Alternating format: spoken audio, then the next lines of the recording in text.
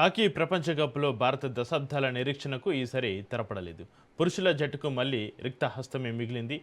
పతక అంచనాలతోటి బరిలోకి దిగిన హర్మన్ ప్రీత్ బృందం సెమీఫైనల్ చేరడంలో విఫలమైంది. సెమీస్ రేసులో ఉండాలంటే 3 గోల్స్ తేడాతోటి నెగ్గాల్సిన పుల్ ఈ పోర్లో భారత్ 3-5 తోటి అర్జెంటీనా చేతిలో ఓడింది. టోర్నీ రెండో దశలో ఆడిన 2 మ్యాచ్లు కూడా ఓడి రేసు నుంచి నిష్క్రమించింది.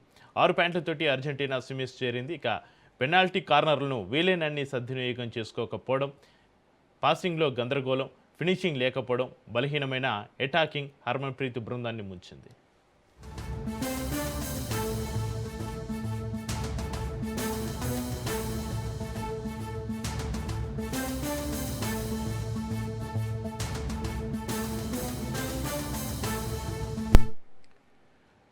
హాకీ ప్రపంచ కప్లో భారత దశాబ్దాల నిరీక్షణకు ఈసారి తెరపడలేదు.